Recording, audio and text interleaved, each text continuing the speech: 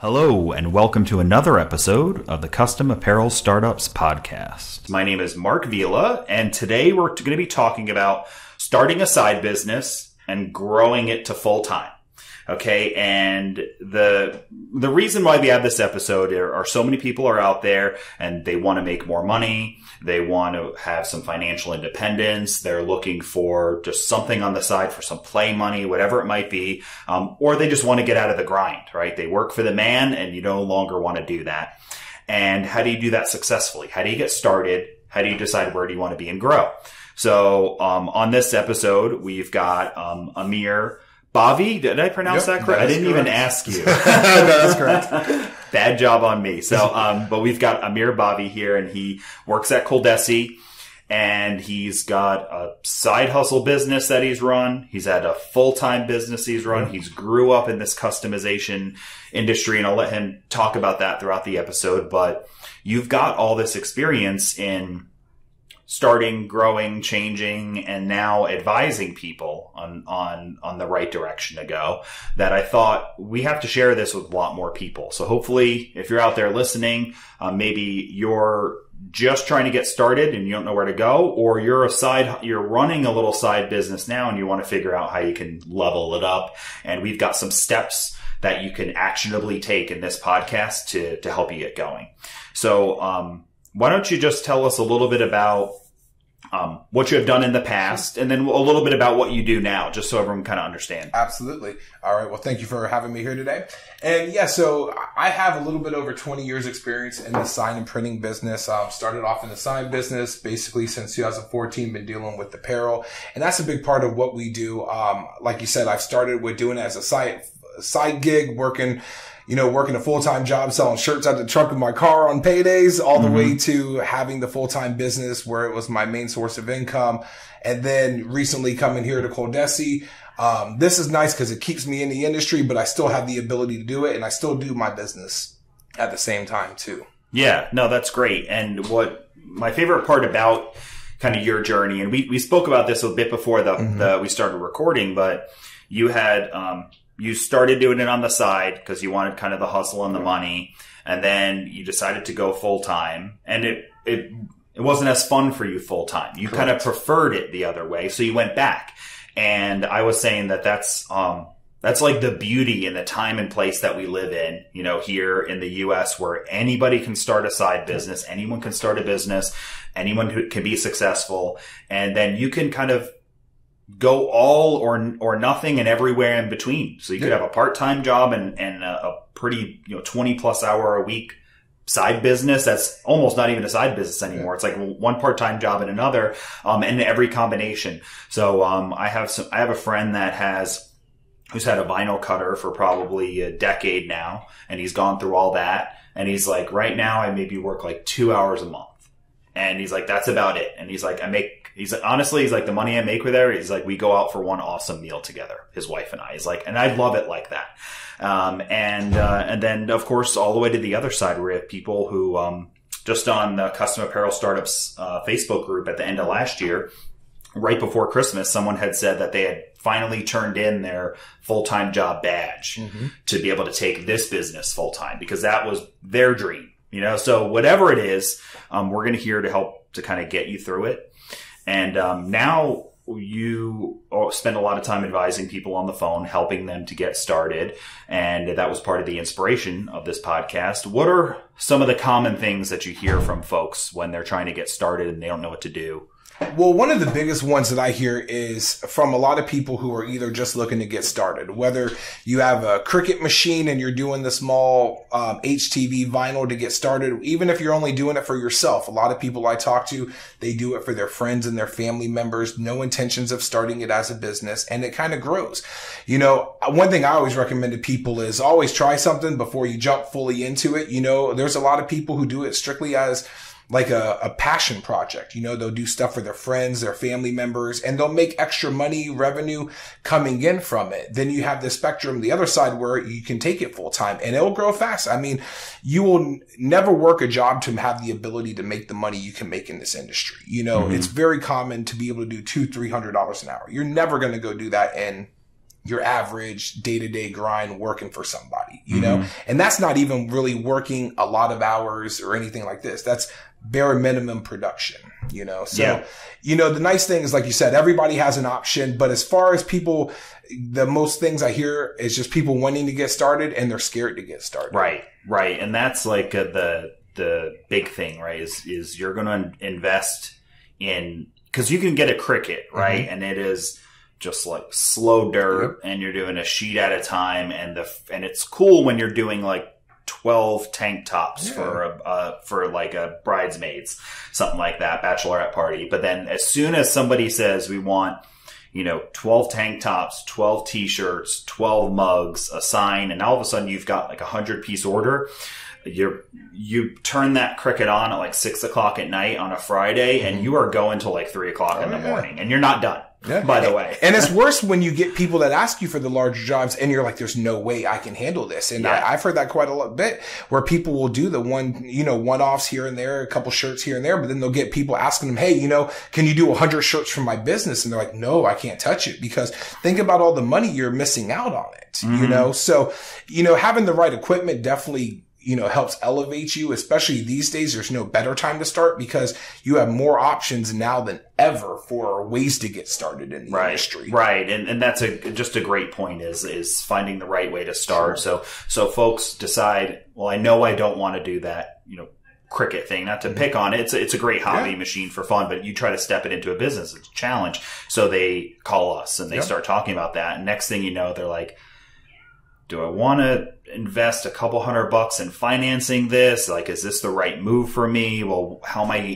going to even get my first customers? Well, what if I can't make the payment? You know, and all these things go through the head. So one of the best ways to help determine if and when you're ready and to show that you can do it is kind of going through some of the steps we'll talk about in this podcast. And then we'll go into kind of just a little bit of Q&A. So, what I kind of think of, when you want to start a business, the best thing you can do, we've talked about this a ton of times in the podcast, is that you have to write some things down, right? You need a business plan. And that doesn't mean you need to Google search, how do I write a business plan? Well, I mean, you can, but waste of time unless you're going to like an investor or something. You just need to say, you know, who, what, when, where, why, and kind of write those things down. So I wrote those. I'm literally just going to read them out to make it quick, right? So, you know, who's your customer, right? I mean, do you agree that you probably should have an ideal place to start for your first customers? And what are some examples that you think of? Like, how would you get your first like 10 orders? So one thing that I talk to a lot of people about is always utilizing your own little book of business. You know, a good mentor of mine always told me growing up is utilize your own network. So, and what I mean by that for people is if you have friends that are business owners, if you have kids in sports, you know, whether it's cheer, football, anything along those lines. If you belong to a church organization, you know, I've heard all different scenarios, but, you know, just understanding, you know, even if you have little kids, you know, there's always something going on. Understand who you want to sell to, even if it's only doing stuff for yourself. Like if you buy a Cricut or if you buy a machine to want to do small projects, okay, well, if you're doing stuff for your kids, why can't you do it for other kids? So just kind of understanding the items you want to do. You know, there's hundreds of items that you can make as far as custom products go. So one of the biggest ones I would recommend is starting kind of with what you want to sell. And then that will kind of help take you to who you're going to sell to. Yeah, that's great. And I actually just did a podcast kind of recently where we talked about kind of you have to find a place to start. And it's either with who or what, right? And so I think that's a perfect that you mentioned that because we'll go into what next. But you have to decide kind of, you know, who is it? Well, I am a member of a couple of clubs, or my kids are in sports, or I have a really big community that I'm very, very active in. Like, you know, I work with the HOA or something like that in this giant community. So I've got an audience that I could speak to, right? And you can go to those folks, and then it's kind of the what. You know, do you want to sell T-shirts? Do you want to sell mugs, signs? You know, hats, hats, graphic, you know, custom graphics, whatever it is, you have to figure out kind of what. And that's the next one is what do you want to sell them? And, there's plenty of things you could do to kind of research the what, but in my opinion, the simplest thing is if you have an immediate like or passion for something. Absolutely. Because when you enjoy something, it makes it a lot better. You know, like we were talking earlier before the podcast is, you know, I personally enjoy the business more as a side hustle than as a full-time gig because I enjoy it for the passion of it. You know, I enjoy going and knocking out a few shirts here and there, doing it. It's not something that I want to do all day, every day long, but it's nice to be able to make extra couple $100 here and there. So I enjoy it more for that side avenue aspect. But once again, you know, find what you like. You know, if you're big into, let's say, hats and you love hats, you know, we'll focus on hats markets. There's companies that are very successful doing nothing but selling just hats. You know, not saying you can't expand into other products, but if you find something that you like if you're not a fan of, let's say cups. You're not a big fan of doing custom cups. Well, you wouldn't want to go start your business starting doing something that you're not really a fan of. You know, you want to do something that you can, if you like doing custom shirts, putting your own saying, start by doing your own stuff, wearing it out. People will see it. And then it just kind of builds from there. But absolutely do something that you enjoy. That way, especially when you're doing something as a side hustle or a side job, you don't want to do something you don't enjoy. You want to do something you enjoy. Because especially if you work all day, and let's say you're not really too happy in your day job, you want to come home and do something you enjoy to get the passion to be able to grow, to do it full time to where you can do something you enjoy. If you don't enjoy it, it's kind of hard to find the passion in something that you don't enjoy. Yeah.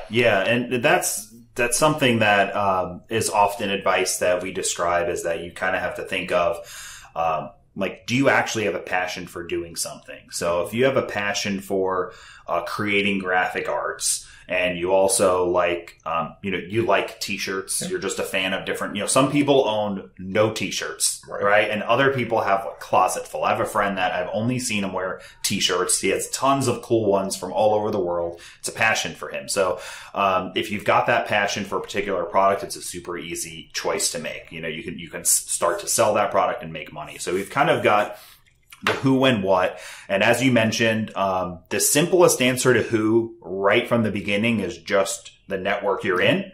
So if you do have like a hobby passion, like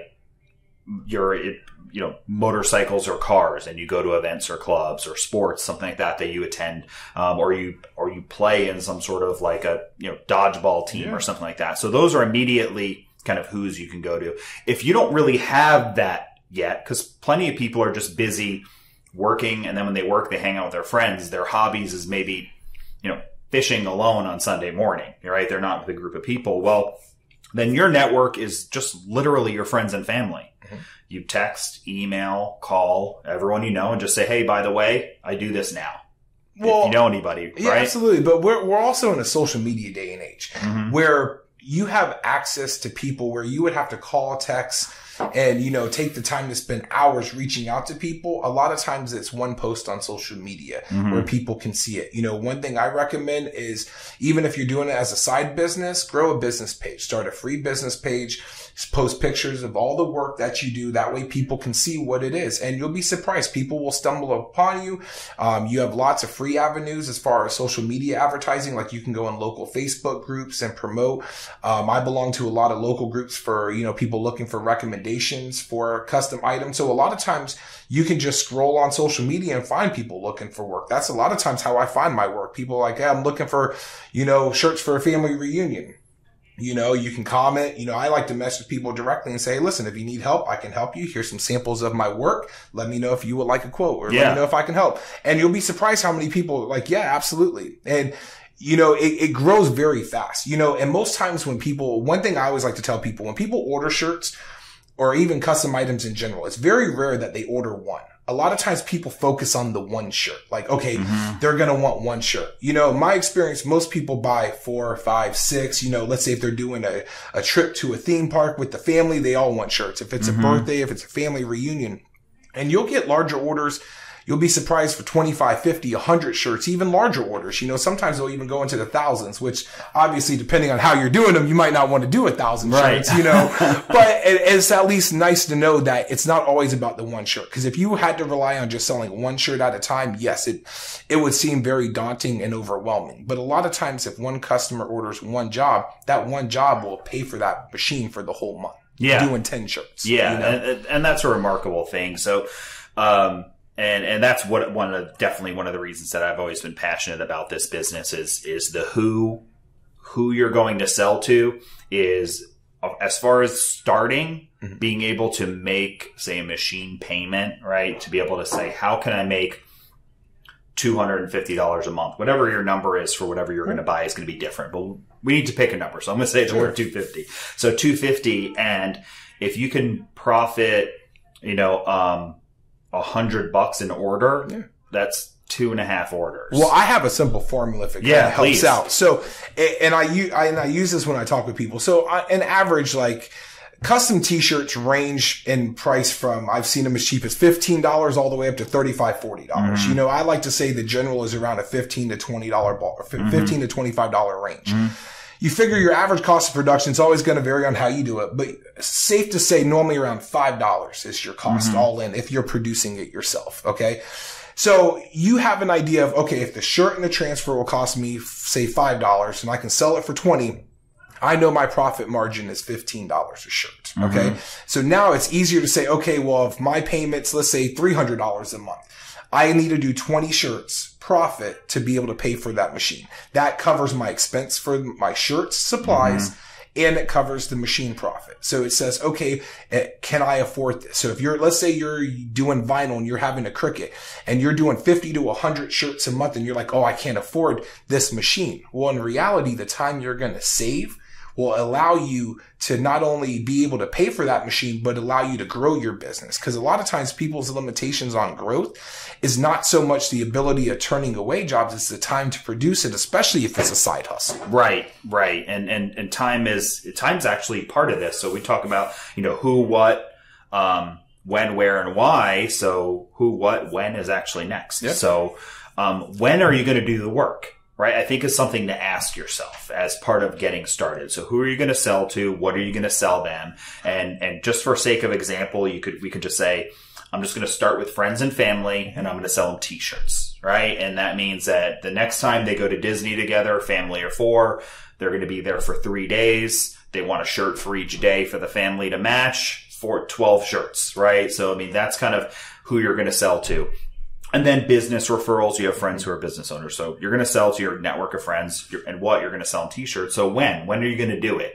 And this is an important thing to answer, is to kind of block out times. Yeah. Oh, absolutely. So are you going to do it, after work on certain days of the week, on weekends? Do you have any recommendations or thoughts on how somebody can block out time like that? Build a routine. First off, always kind of get in the habit. So the right thing is there's no right or wrong answer. Everybody, like, if you're doing it as a side hustle, when I started mine, look, I had kids, I had a full-time job, it was hard to say, okay, I'm going to dedicate this time, but for me, I had a newborn at the time. So luckily I dedicated my nighttime. I'm more of a late night person. So after I did the family time, did my work, got everything taken care of, I would try to block out 2 to 3 hours, whether it's media, design work, production, whatever the case is. There's multiple aspects of it, but just really finding what works for your time. Some people work overnights.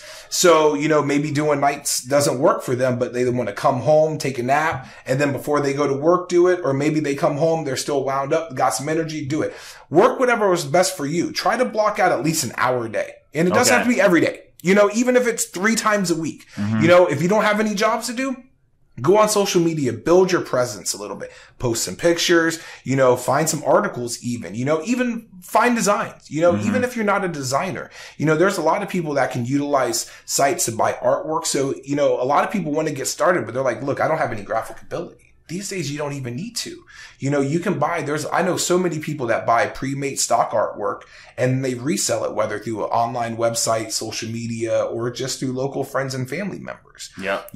How many times I'm sure everybody that has looked into custom t-shirts has wanted a custom shirt at some point of their life. Right. The who is everybody. Potentially everybody's your customer. Not saying everyone will end up being your customer, but potentially everyone's going to need your service at some point or the other, whether it's for an event coming up, a business they want to start. And that's a big one right now. Everybody wants to start their own business, and, this is a great way to get into it. But even if you have other friends looking to do the same, it's a great segue to kind of help them.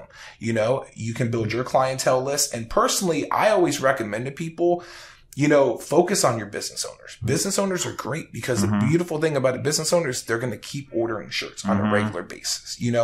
A family trip shirt, it's great to sell, but chances are they're not going to come back every single month and, keep ordering shirts. Right. So, and a lot of it's going to figure out who your customer is. If you like that, business aspect of it where you're getting the constant orders on a regular basis, great. Other people, they like to do the one-off custom stuff because you're always going to make more money on the smaller ones and twos than you will on the 25s and 30s.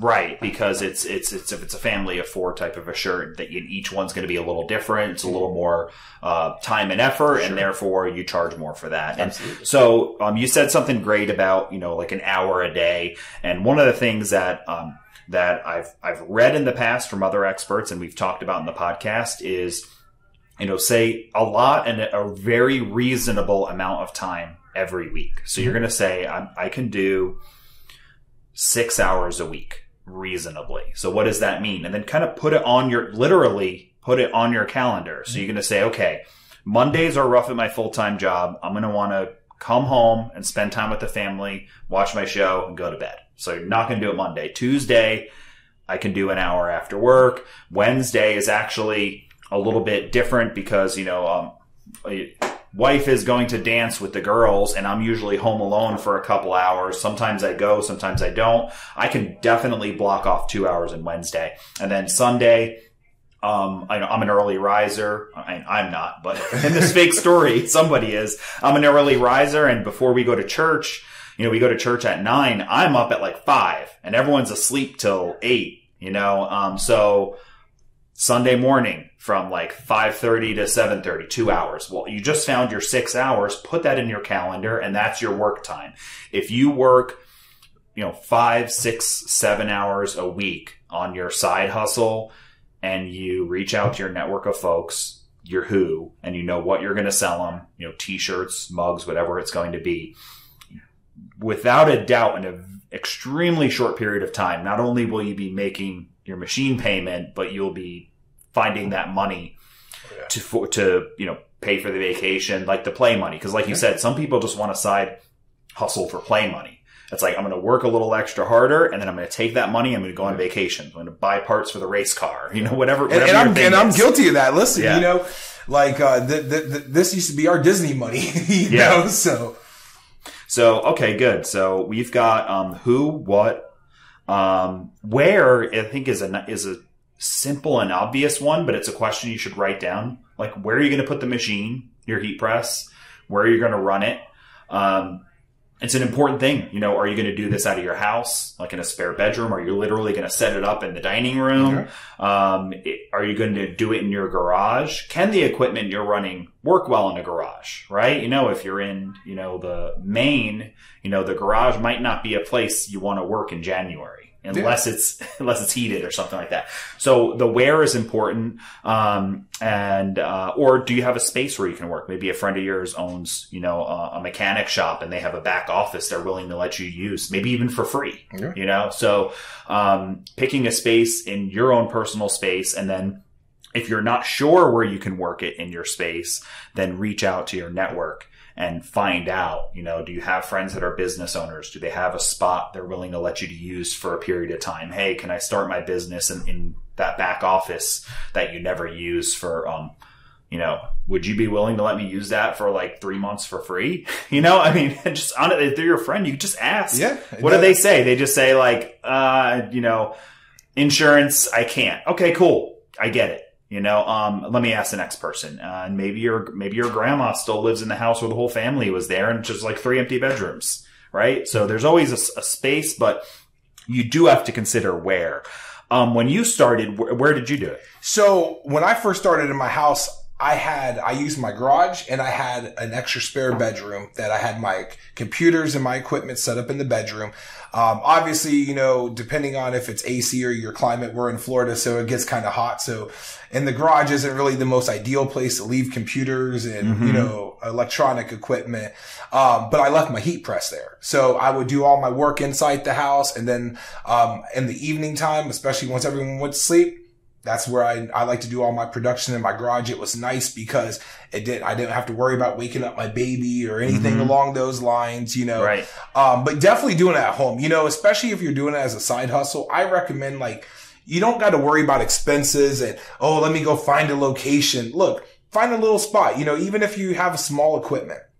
Find a spot in your bedroom. Even if you got to rig something or do it, it doesn't take up a lot of space, but just start doing it, you know? And the reason why it's better to have it in your own space is when you have it, let's say you put it in a buddy's shop, right? Let's say maybe you don't have full access to the shop. So that you need to go knock out shirts right now. You're up. You want to go get it done, but now you got to go rely on somebody else. That's why it's always better to have control. Not saying that if it grows, you know, even if you like, there's times like even right now, like I have a setup in my house, but at my dad's house, he has more open space than I do. So majority of the equipment's there. So if I have something rushed that I need done now, I have the ability here. But if something a little bit bigger and I have a little bit more time, then it's nice having the other space. But even if you have another space, make a little bit of extra money and then keep the stuff in your house. Keep a little, even like a Cricut or something small. Just if someone comes in through and needs something real fast, you ain't got to go drive to go knock it out real quick. You know, it was nice where if I'm sitting at home on Sunday, someone can call me, hey, I need 2 quick shirts. Can you knock it out?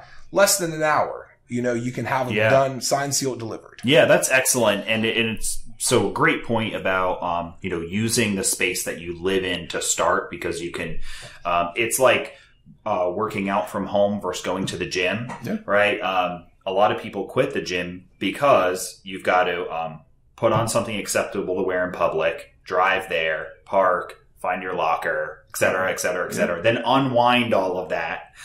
When you work out at home, you wake up in the morning, work out, go in the shower, get ready to go to work. So, it allows you to do it, right? And, so that's something really to be considered. And I've talked to a bunch of different people about how they got started in their home.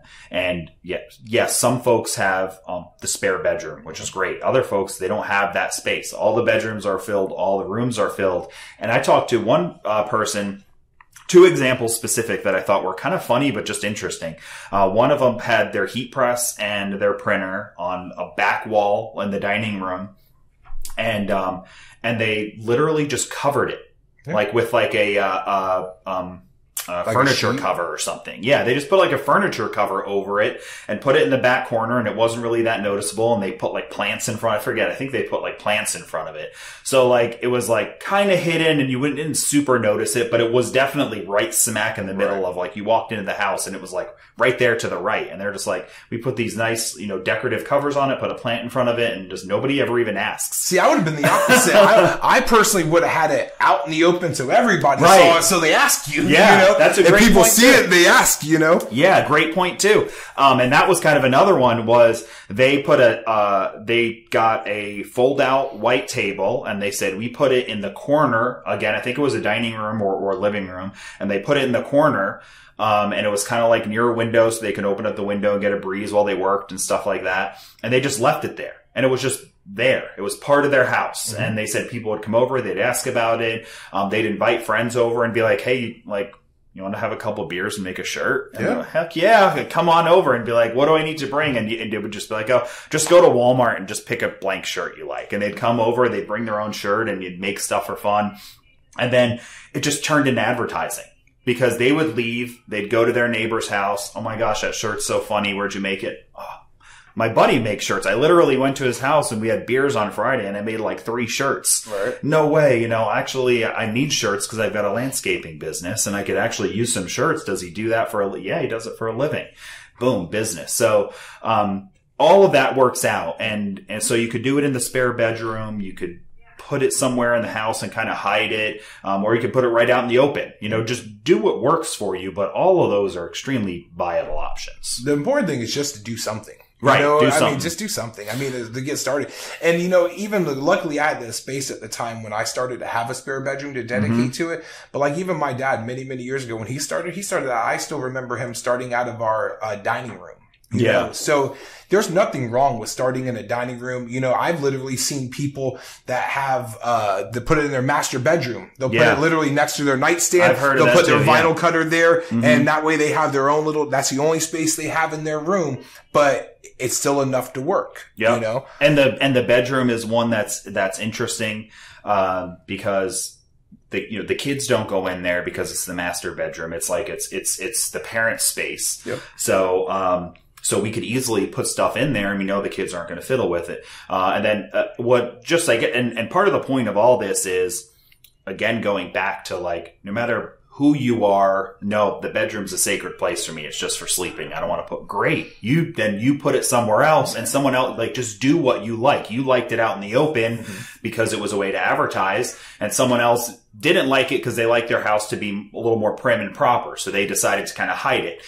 So it's just great. But the point really is just you have to pick where, and you should write it down, plan it, and then look at some of the basics. Do I have power there? Do I have plugs on that wall that I want to put it in? If I don't, can the machine I'm going to operate work with an extension cord? You should ask. If it won't, how much is it going to cost to put an outlet there? Or can you do it yourself? Right. I needed power in my house outside. I added the power. I looked it up. I consulted with somebody. I found out how to do it correctly and by code, and I just added a power box. It wasn't that hard. It took me a couple hours and I didn't have to spend much money. So you figure that out. And then, just consider the space in general. If there's going to be a heat press in there, is it tucked in a corner? Is it going to get super hot? If it is, are you in a climate that you can open up a window in there? If you can't, how are you going to get a little ventilation? So consider maybe, all right, well, I'm going to have a heat press in here. It's a small room. It's going to get hot. I'm going to go to Walmart and buy a fan that I can put to blow some of the air out of this room. Whatever it might be, just consider it and write it down. Yeah. The one thing that I'll say is to remember there's no right or wrong. Right.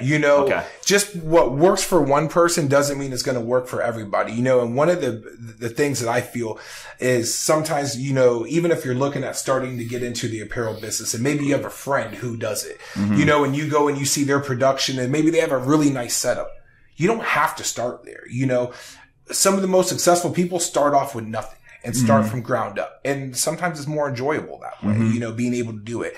But, whether you like it in your dining room, your bedroom, your garage, whatever the case is, and plus there's some people that have, detached garages, or storage sheds that they put it in and they turn them into like their whole little craft studios.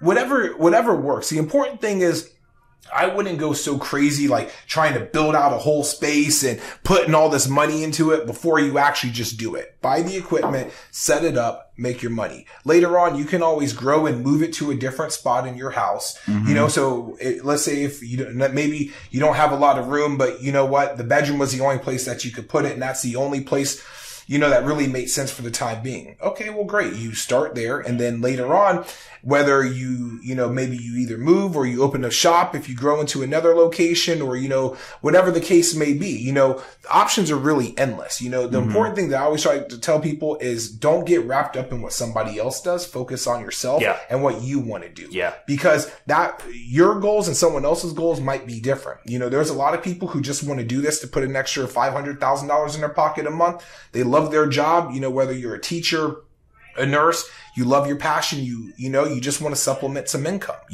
I hear especially a lot for teachers, I mean, we deal obviously with a lot of teachers because when you're in a job to where, obviously during your school year, you're consumed, you have reasons to do it. But come summertime, you have all this open time. So instead of having to go find a part-time job doing all this stuff, you can go do it from the luxury of your home. And to be honest with you, for some people, it frees up the ability to, let's say you want to go on vacation, if you want to live the life that you couldn't do with your day job, having the extra income, having the extra money and stuff like this will help you not only in your own life, but help you grow the business. Because I always like to tell people, especially if you get into doing it as a passion and you want to grow it, always allocate a small percentage to put back into the business. You have to reinvest. You know, I always like to tell people, try to put 10% back into your business. You know, even if you don't use it right now, when you need more supplies or when you see that new machine that just came out that you have to have, you know, at least you're on track for it.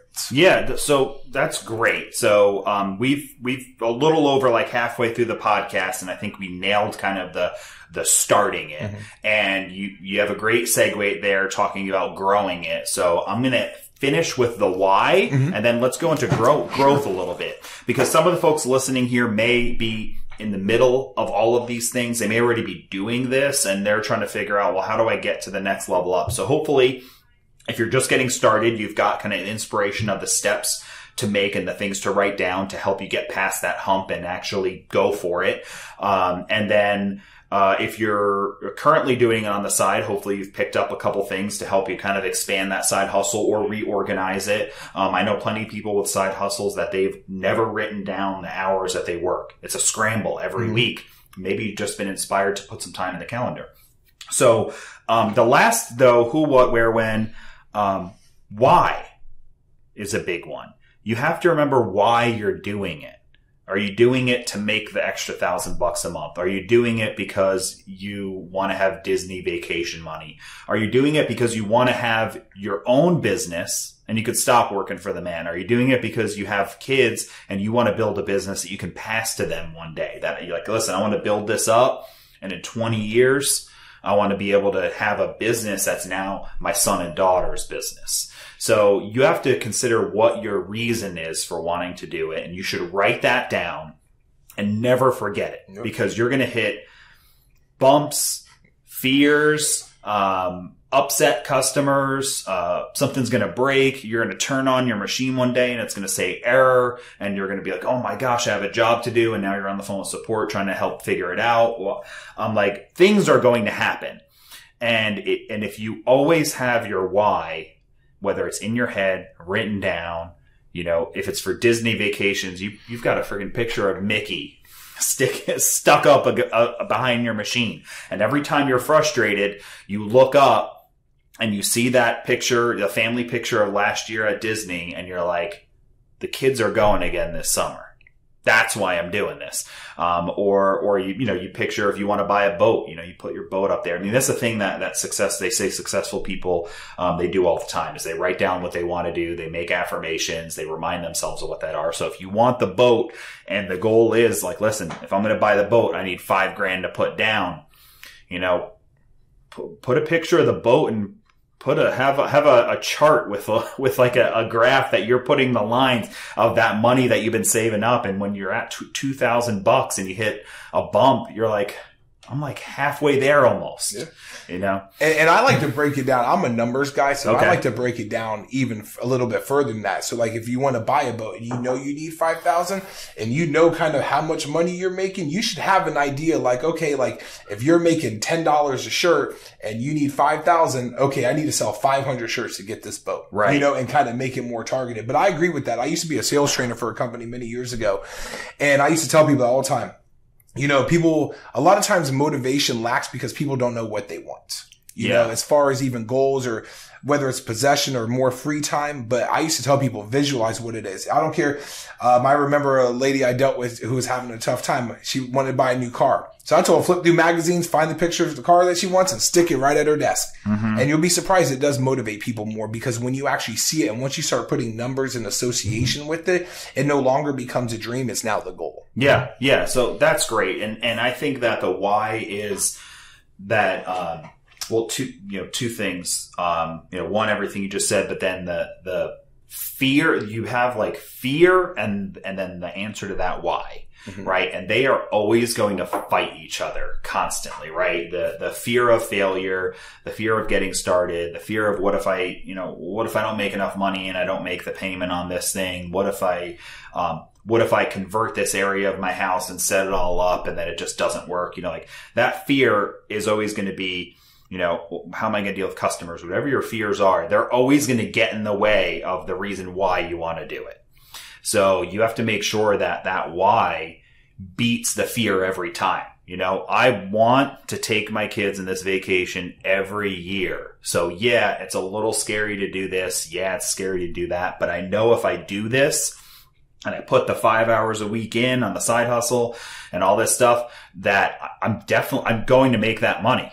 Yeah. And we're going to go every year. And in fact, we're probably going to make, and in reality, you're probably going to make enough money that you're not just going to Disney, you're doing the Disney cruise. Yeah. Like, you know, like everything. You're staying at like the nicer hotel because you didn't even realize that when you pushed this, you could do so much more than you did. So I think that's kind of goes into kind of the second half of this podcast, or second, third, whatever. Now, one thing I would like to add to that though, too, and this is, to be honest, I think this is the most important thing. Like, all the luxuries are nice and it's great having the extra money. But the number one thing is we live in a day and age where you just never know what can happen, you know, and the nice thing about this, having the ability to work from home or for yourself, let's say you're working a job and the company you work for decides to shut down or lays off.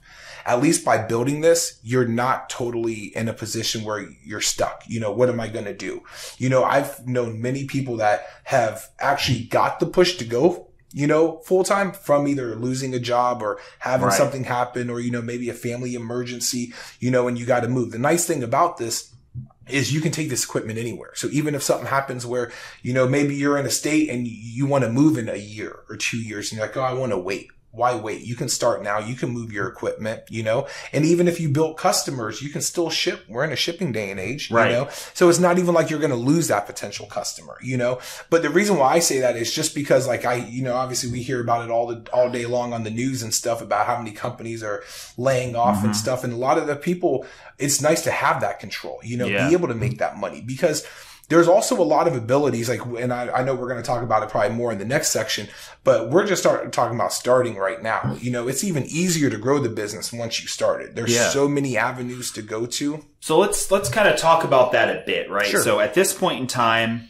we're like 30 so minutes into the episode, and we've kind of really nailed down like how you're getting started and how you're stabilizing that starting, because you know where you're going to do it, who you're going to sell to, all this stuff. Now, let's fast forward to a point where you're working 5 hours a week maybe, and you hit the goal, right? You wanted to make whatever the number is. You wanted to make $2,000 a month, $1,000 a month, you know, $3,000 a month, and now you hit that.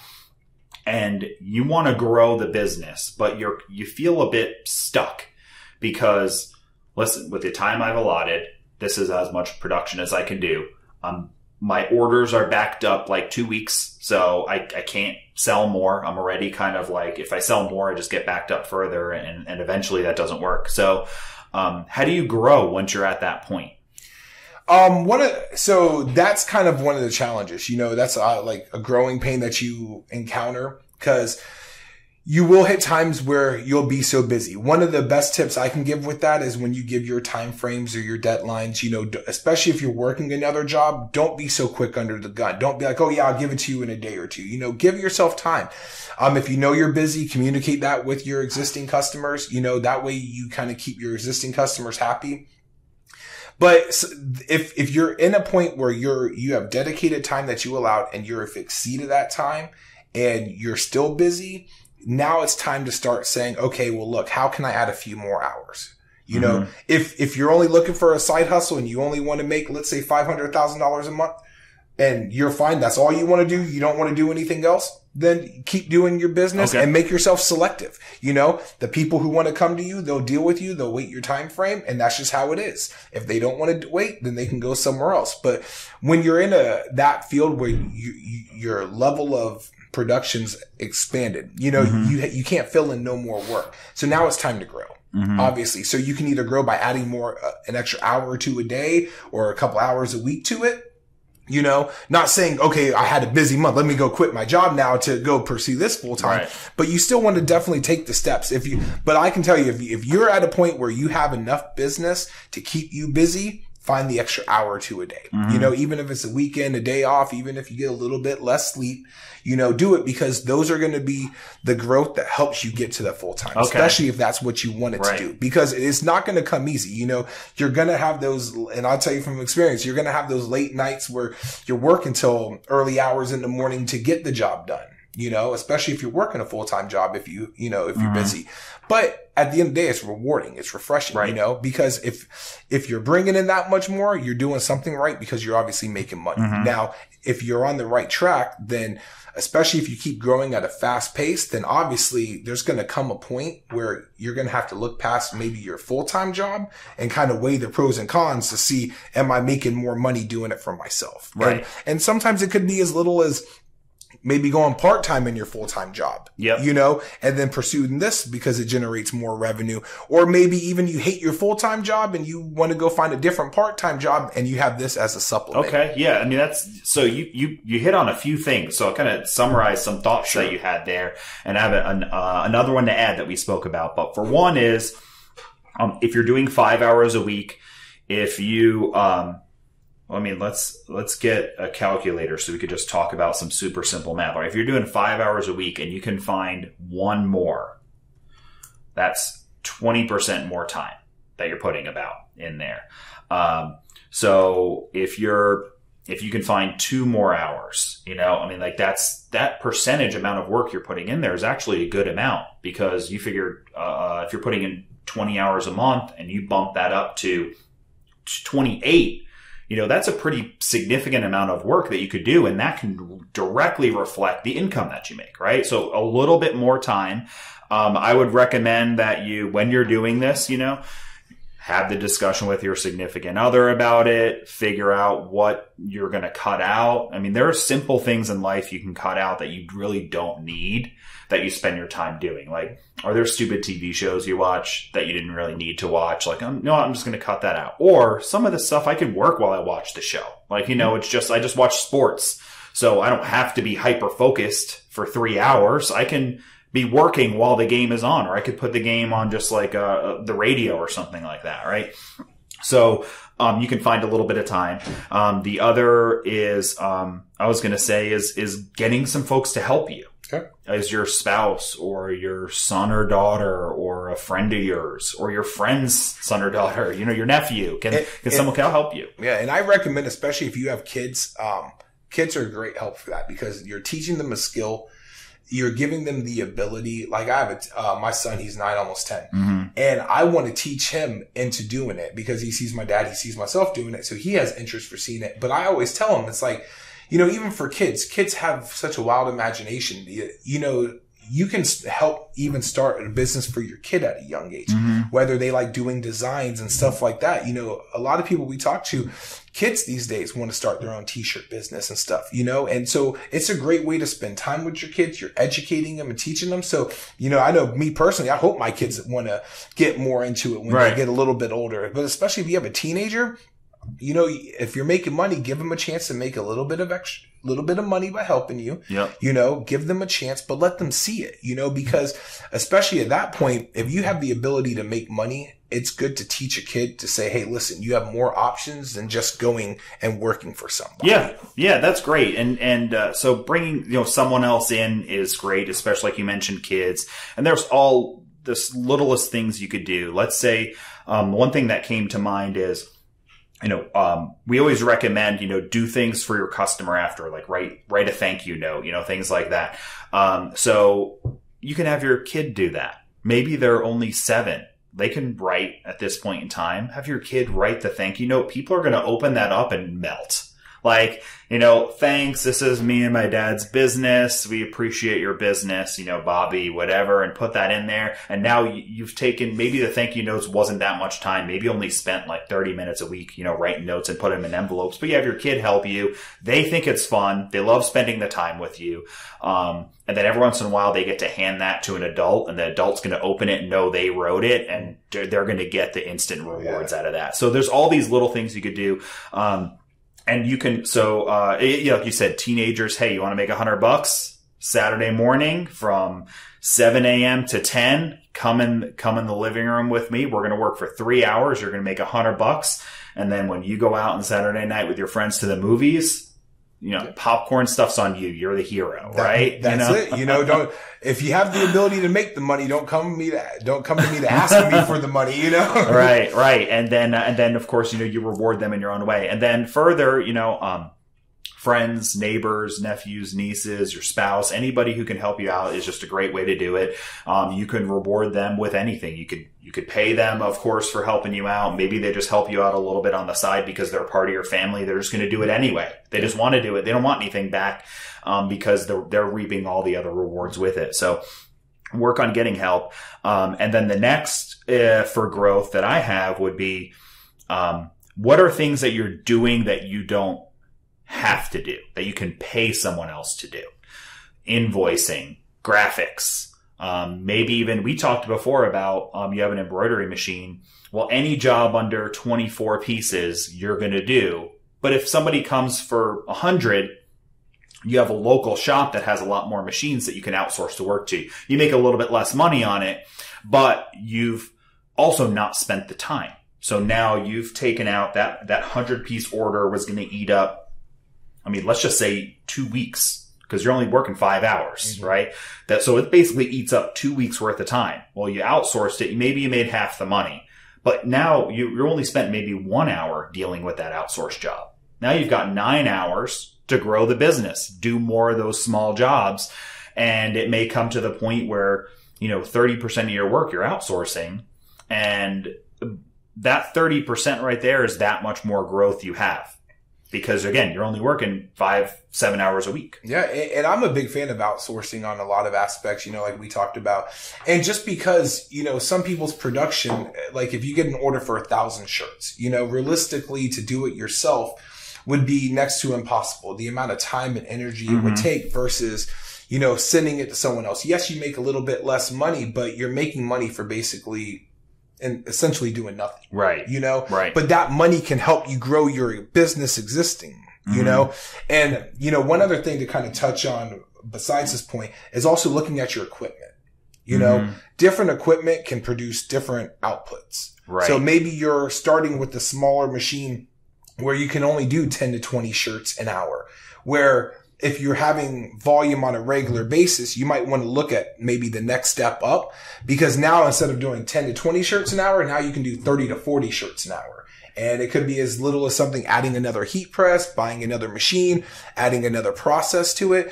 And even if you don't, like, let's say you're in a job where you really don't have a lot of extra time or your life's very demanding.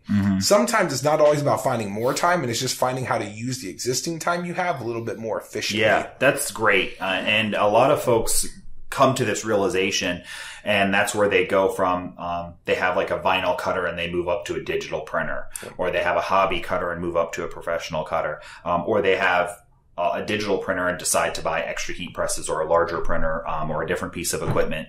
And that's the key right there too, is in so many words, that's more labor. Yeah. It's like equivalent almost to hiring labor, is that if you have a cutter and you're using that and it's eating up all of your time. Well, if you buy a digital printer, you're going to find that the same exact shirt takes about 8 seconds to print on the digital toner printer, like a digital heat effects machine, where in the cutter, that was between cutting and weeding was maybe 15 minutes a shirt on some of it. Some definitely can be that, where it was, literally 10 seconds on the printer. So you've significantly increased your output. And then now you've also moved to digital. So you've actually created a new product you couldn't do before, because now you can print a picture of a dog or a cat or a baby where you couldn't do that. So you've produced faster and you've increased your product line, what you can actually offer. Absolutely. So if you're doing vinyl, and let's say you're doing 5 to 10 shirts an hour, but you go to a digital printer where you're doing 25, 30 shirts an hour. Well, if you had 100 shirts to do, if they were taking you, let's say even you were fast and you're doing 10 shirts an hour, you got 10 hours of production.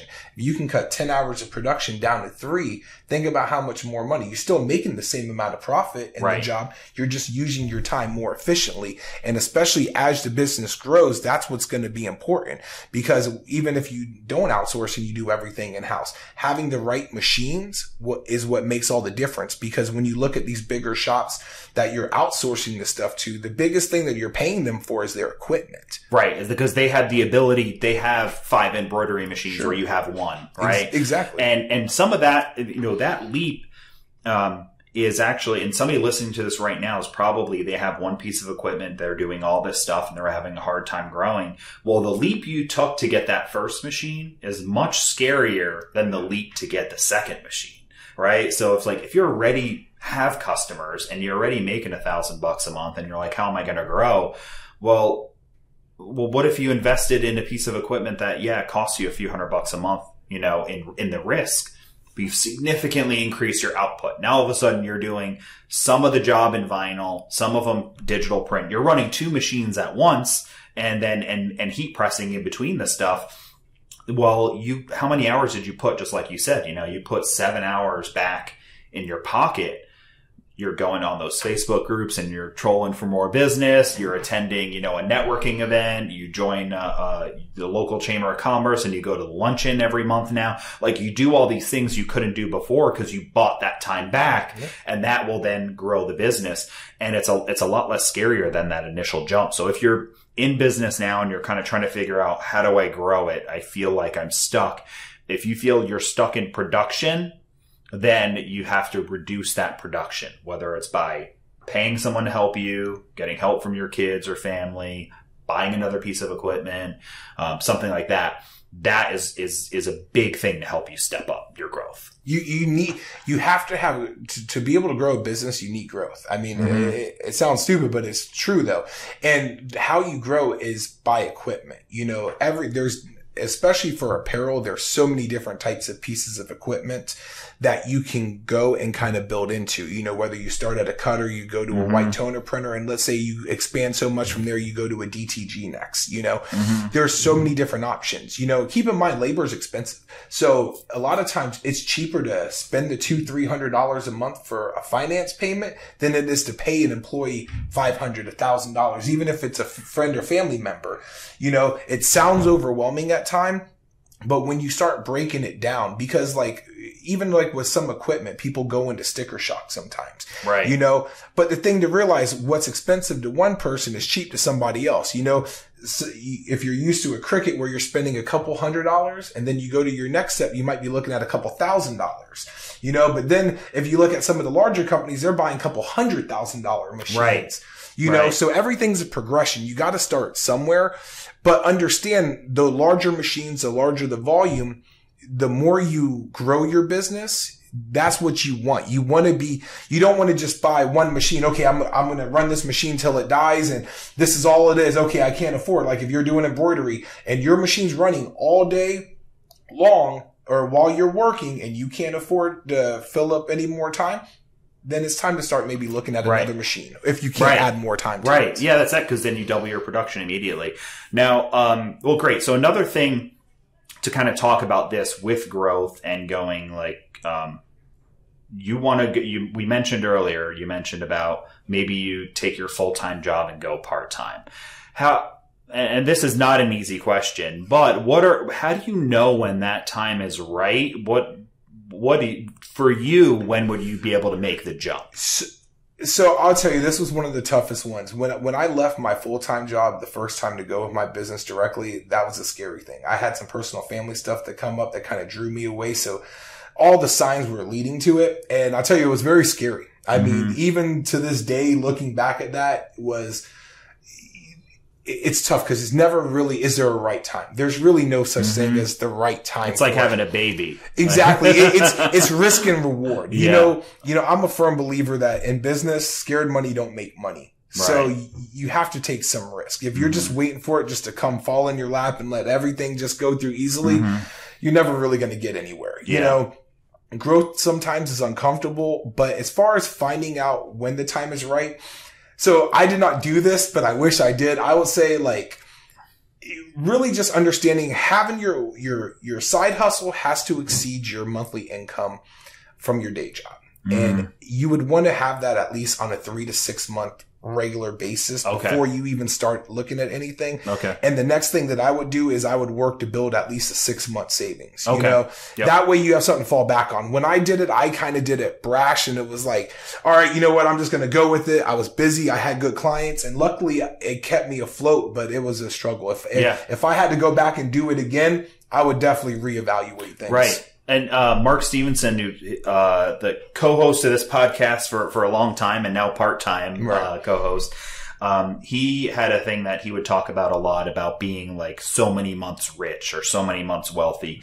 And he would say, you know, if you wanted to do this, well, put that money back into your business, take that money, that side hustle money. You wanted to have $1,000 a month to play with. Now you're making $2,000 a month. Well, take that $1,000 and you put it aside because you say, I want to build that nest egg enough to where I've got a chunk of money. And then you say, okay, I've got, 3 months worth of rent. I got 3 months worth of this. I got this. I'm not going to quit my full time because I'm going to go part time, whether it's there or get a different part time job. So I'm still going to have money, but I've also got a safety net, and that makes the jump a little bit less scary. Oh yeah. So I think the steps would be making sure that you've got some stability in your business.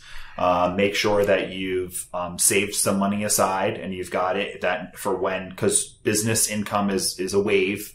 It's not, when you have a job with a salary, 40 hours a week, flat, right? Every paycheck's the same. But with business, you're going to have busier months and slower months. So this will help you to kind of stabilize that. And then I think the last bit is just make sure your mind's right. Make sure you're confident, you feel good, your family's on board, and you're ready to do it. That you feel, I don't know if you have to feel so confident because like you said, you never get there. There's never a perfect time, but you have to be in the right mindset to say, I'm going to do it. I can do it. How do I know I can do it? Business has been steady for 6 months. I've got, X amount a month worth of savings that I've put into it. I've turned away business that I knew I could have taken if I had more of the time. I've checked all these boxes, like, family's on board. I got a buddy who said he's willing to help me out because, he has a side hustle too and we can work together. Like, you've got all these things checked and you're like, there's a safety net, go for it.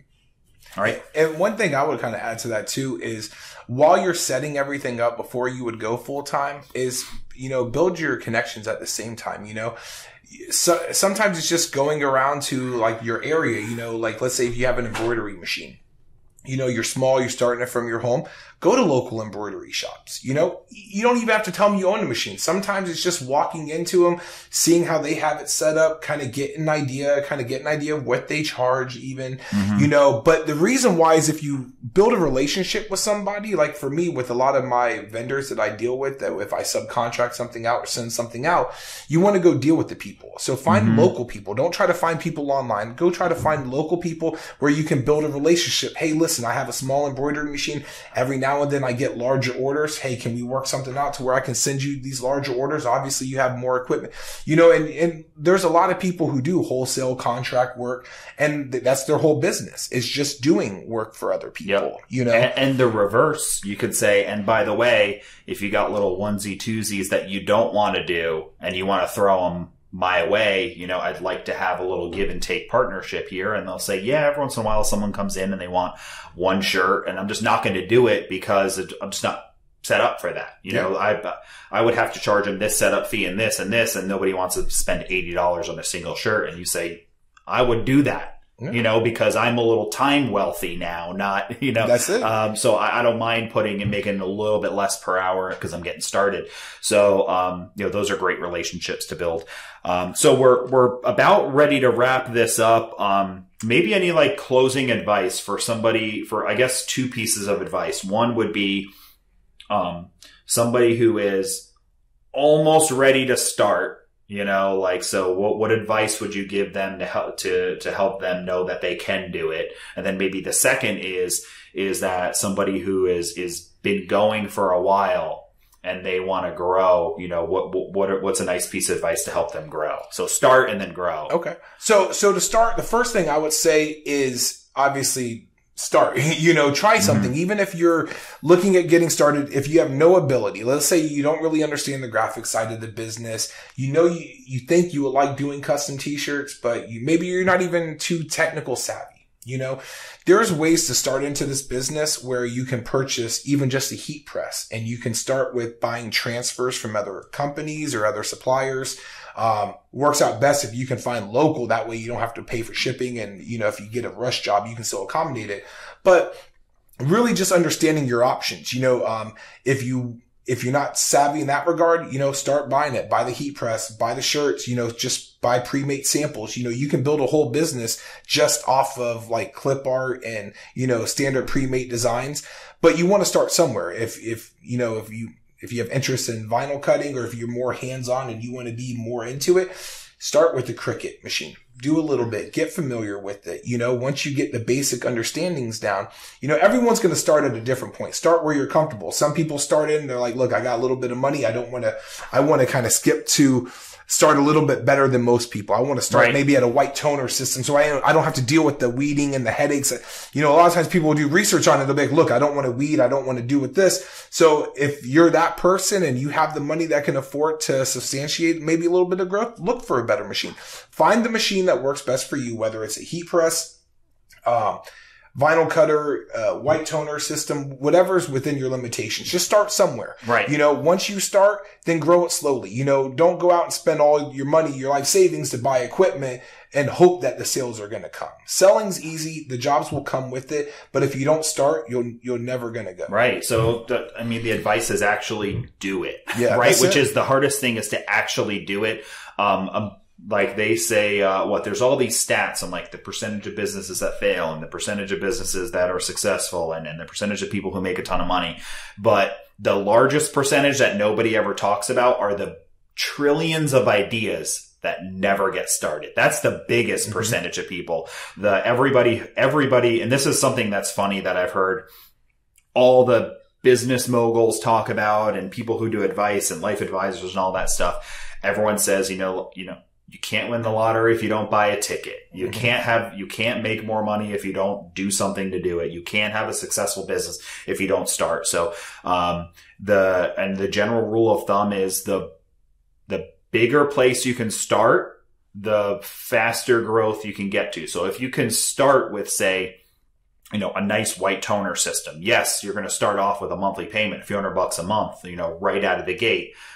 But you're in reasonably, maybe not high production, but you're in reasonably high production right out of the gate, especially compared to someone who spent $300 on a hobby machine. So you are going to be able to grow faster because you can do a 50 shirt order and not be up till 2 o'clock and 3 o'clock in the morning.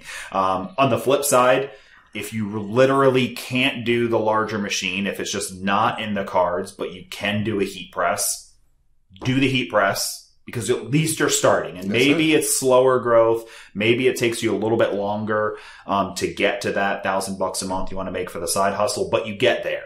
And then you get there and you say, now the only excuse for me not getting the white toner printer is myself, because you have the money, you know, so then you do that. So wherever you can start, do it. And then kind of the second part of that question is, you know, growth. Now that you're making a bit of money every week. And we talked about, you know, time and help and all that stuff. But if you want to really hurdle past that plateau, you know, what's just the piece of advice you want to leave for this one? So for this one, I would honestly say really just it's kind of a couple pieces. One, know your business, know where you want to grow to. You know, if you started and you're like, hey, look, I'm doing good. I hit my goals and where I'm at, you need to have your next progression. Where am I going from here? You know, if I'm taking this to my full-time, what does my full-time apparel shop or what does my full-time business look like? Like, what am I actually working towards in that regard? Because if you don't have a vision, if you don't know what you're doing, it's kind of hard to have a clear path. Just like we say, write it down. You write it down just so you have a clear recognition of it and a path to how to do it, you know? You know, one of the things I would say is if you're in business and you're growing, and especially if you run into struggles, because I'll tell you one thing, in business, you're always going to have challenges. And like, I used to want to quit almost every day. It seems like almost every day something will come up. It's like, oh my God, I just wish I had my job. I just wish I had my job.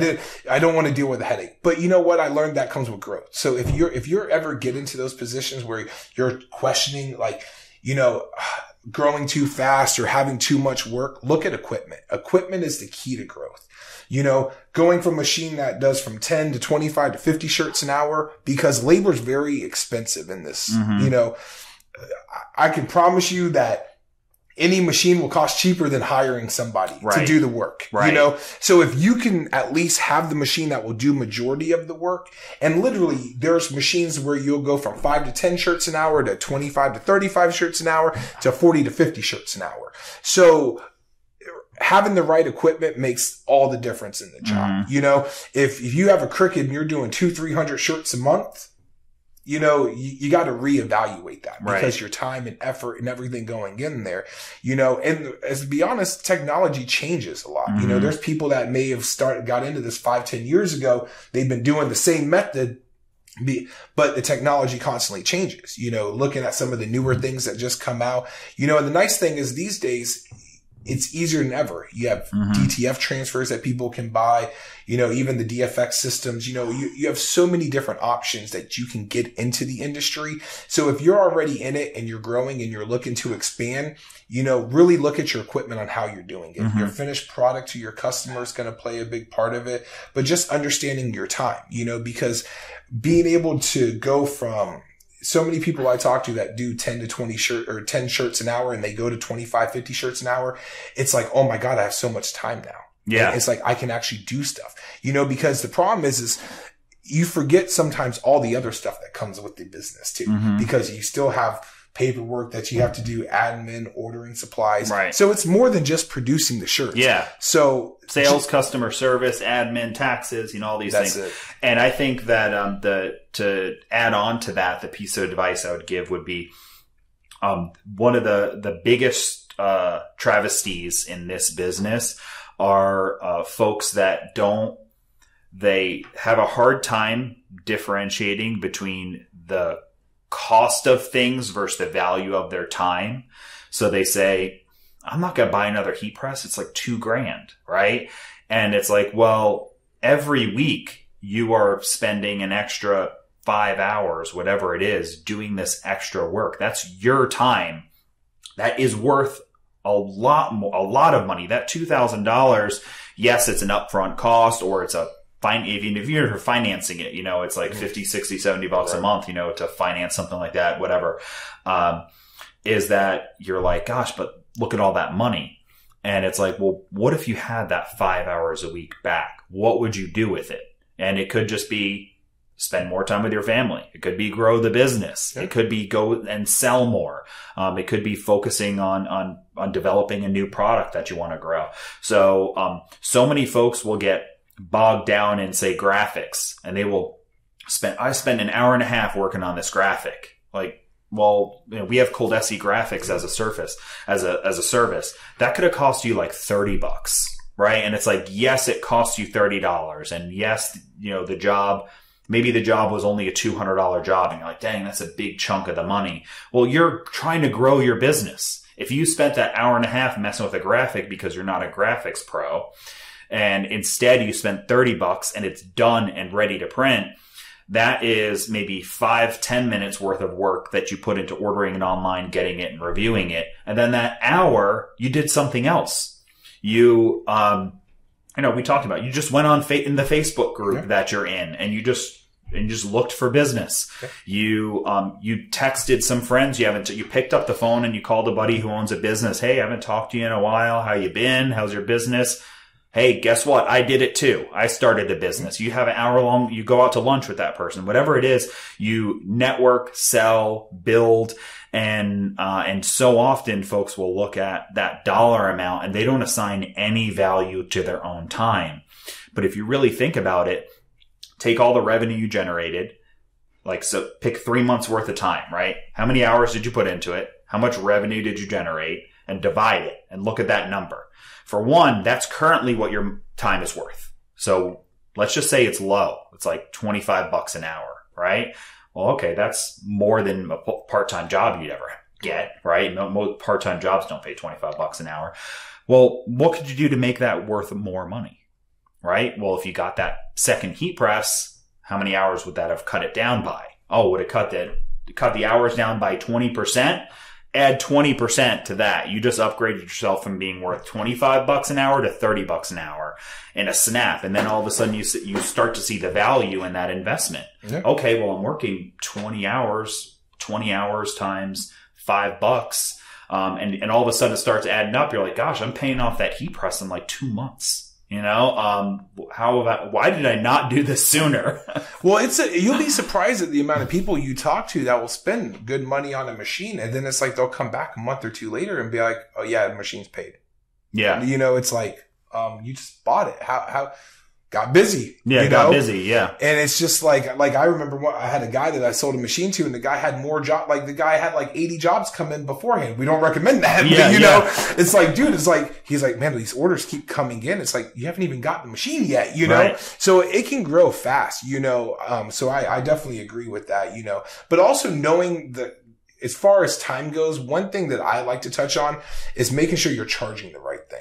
Mm-hmm. It's very easy to say, okay, my cost is this. It's only taking me a few minutes to do this shirt. So I'll only charge, a couple dollars for my time because it's only taking me a couple of minutes. You don't want to do that. You should still, if you charge $20 a shirt, you should charge $20 a shirt regardless. Right. Regardless if it costs you $3 or $5, whatever it does, you should still make money because we're in business to make money. And a lot of that is when you charge, understand that customers are not only paying for your knowledge and your know-how, but they're paying for your equipment at the same time. They're paying for the machine. They're paying for the thing they can't do. They're paying for the customer service. You're going to deliver to them, all of that. So, well, we've had a great episode. We probably went a little long on time, but there was so much information. And the thing I'll just finish with as kind of last thought is like mindset. You and I have had this conversation, and the energy I got out of it was just super positive mindset. You've got a great energy. You could feel it. I mean, the first time that I spoke to you, I was like, this guy's getting on the podcast because you have this good energy and this mindset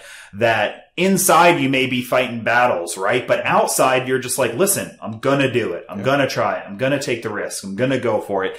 And that's what you need to do as a business owner is you need to say, yes, you've got anxiety about starting it. You're concerned about growing. You're not sure what your next steps are going to be, but in the thing in the front is going for it and having a positive mindset. And I will tell you that basically, statistically, 95% of people that complain all the time about their business go online to complain, go into forums to say something negative, talk negatively to their friends and family about the business or their job, are not as successful as the folks who are like you that just come out and say, I'm gonna do it. I'm gonna try it.